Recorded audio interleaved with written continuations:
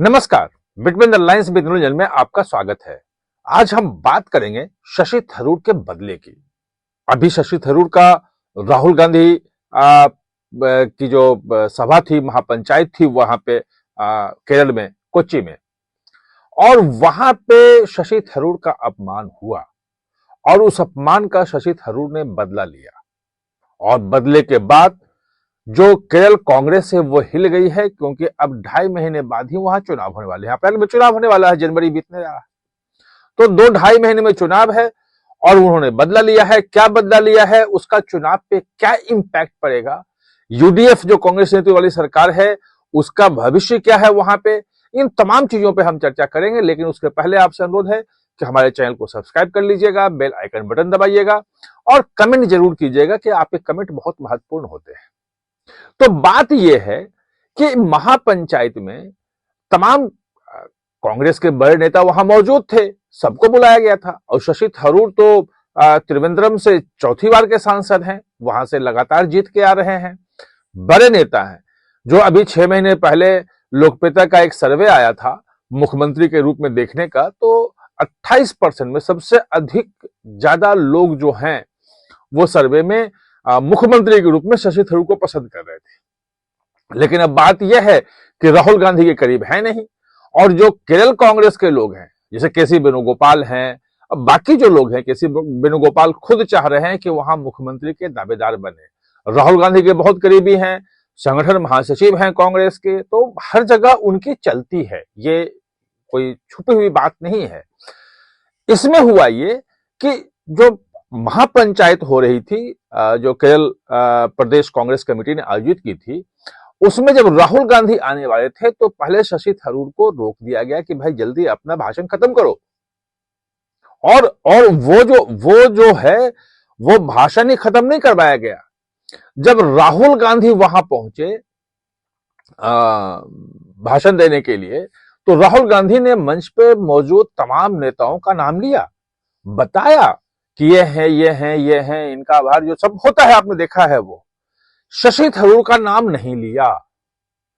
भाई 4 बार के सांसद आपके हैं, इतने सीनियर लीडर हैं शशि थरूर, और उनका नाम लेना भूल गए, या जानबूझ के जो ऑपरेशन सिंदूर के समय से जो चला रहा था, जिस ढंग से वो भारत सरकार को या भारत को डिफेंड कर रहे थे, भारतीय सेना को डिफेंड कर रहे थे, ऑपरेशन सिंदूर बिल्कुल सही है वो बता रहे थे। जो डेलीगेट्स भेजे थे भारत सरकार ने सर्वदलीय, उसमें शशि थरूर के नेतृत्व में डेलीगेट गया था, और उन्होंने बहुत अच्छे तरीके से रखा था। उनकी लोकप्रियता जो है चरम पे पहुंच गई थी, और वो निश्चित रूप से कांग्रेस को पसंद नहीं था। यह माना जा रहा है कि राहुल गांधी उस खुन्नस को अभी तक नहीं भूले हैं। बीच बीच में था ये कि उसे विदेश मामलों की जो संसदीय समिति है उसके अध्यक्ष वो पहले भी थे, और जब वो रिन्यू हुआ तो उनको ही फिर से बनाया गया। तो लगा कि कहीं ना कहीं से शशि थरूर को एकोमोडेट करने की कोशिश हो रही है। जो प्रियंका गांधी का जो बाई इलेक्शन था वायनाड का, वहां भी उनको उस ढंग से नहीं बुलाया गया। वो प्रचार में जो है स्टार प्रचारकों की सूची में नाम था, लेकिन वो उनको बुलाया नहीं गया। बाद में उन्होंने कहा भी कि भाई हमें नहीं बुलाया गया, और वो एक बात सामने आई थी। तो ये चल रहा था, और इस बीच में राहुल गांधी जो नाम नहीं लिया, वो एक बड़ा मामला बन गया। शशि थरूर को यह बात चुभ गई। शशि थरूर इस पहले बोल चुके हैं कि मैं कांग्रेस में ही हूं, जो भी कहूंगा कांग्रेस के भीतर बात उठाऊंगा, मैं कांग्रेस के लिए काम करता रहूंगा, ये तमाम चीजें हैं। और ये कहा जाता है कि उनके जो 2029 तक लोकसभा की सदस्यता है, अगर कांग्रेस छोड़ेंगे तो सदस्यता चली जाएगी, फिर से चुनाव लड़ना पड़ेगा। भाजपा देख रही है कि उनको लिया जाए या नहीं लिया जाए, उस उहापोह में है, वो अलग रणनीति है। तो इसलिए शशि थरूर कहीं ना कहीं से एडजस्ट करने की कोशिश करते पिछले 4-5 महीने में, ये हमने देखा। लेकिन हुआ ये कि जब नाम नहीं लिया, ये बात शशि थरूर को चुभ गई, तो उन्होंने कांग्रेस से किनारा करना शुरू कर दिया। और ये किनारा जो करना है, ये कह रहे हैं कि एक तरह से शशि थरूर बदले के मूड में आ गए हैं कि भाई अगर आप हमारी इज्जत नहीं करोगे, अगर केरल प्रदेश कांग्रेस कमेटी उनकी इज्जत नहीं करेगा, अपने 4 बार के सांसद की इज्जत नहीं करेगा, तो फिर वो कैसे वहां पे काम करेंगे। और हुआ ये की एक बहुत महत्वपूर्ण बैठक बुलाई थी कि केरल में कांग्रेस की तैयारी क्या हो, उसकी तैयारी के सिलसिले में क्या क्या रणनीति होनी चाहिए, क्या क्या मुद्दे होने चाहिए। तमाम बड़े नेता वहां मौजूद थे और उसमें इनको भी कहा जाता कि शशि थरूर को भी बुलाया गया था, लेकिन शशि थरूर बैठक में गए ही नहीं। उन्होंने बयान कुछ नहीं दिया, लेकिन बैठक में नहीं जाना अपने आप में एक बड़ा संकेत है कि वो नाराज हैं, और वैसा व्यक्ति नाराज है जिसका मध्यम वर्ग में और महिलाओं में खासतौर पे लोकप्रियता बहुत ज्यादा युवाओं में भी है। वो लगभग 70 साल के हो गए हैं, लेकिन यूथ के बीच में केरल में और पूरे देश में भी वो काफी ज्यादा लोकप्रिय हैं। और उनकी लोकप्रियता को देखते हुए ये है निश्चित रूप से जो वहां के लोग कह रहे हैं कि अगर शशि थरूर नाराज हुए तो एक बड़ा वर्ग जो है वो कांग्रेस से कट सकता है शशि थरूर को चुनाव के पहले, ठीक पहले। और वैसे में जब 10 साल से लगातार पी विजयन वहां पे मुख्यमंत्री हैं, एलडीएफ जो है लेफ्ट डेमोक्रेटिक फ्रंट जो सीपीएम के नेतृत्व वाला है उसकी सरकार है, और इस बार फिर वो कोशिश में है विजयन, और विजयन खेल कर रहे हैं। वो जिस ढंग से सांप्रदायिक कार्ड खेल रहे हैं, मतलब सीपीएम सांप्रदायिक कार्ड खेले और सीपीएम के लोग जब ये बोलने लग जाए कि अगर यूडीएफ की सरकार बनी तो समझ लो कि ये जो है एक तरह से मुस्लिम लीग की सरकार हो जाएगी, यहाँ पे मुस्लिम लीग सब कुछ चलाएगा और तमाम हिंदुओं के साथ भेदभाव होगा, और इलेक्शन का डाटा देख के लोगों ने कहा।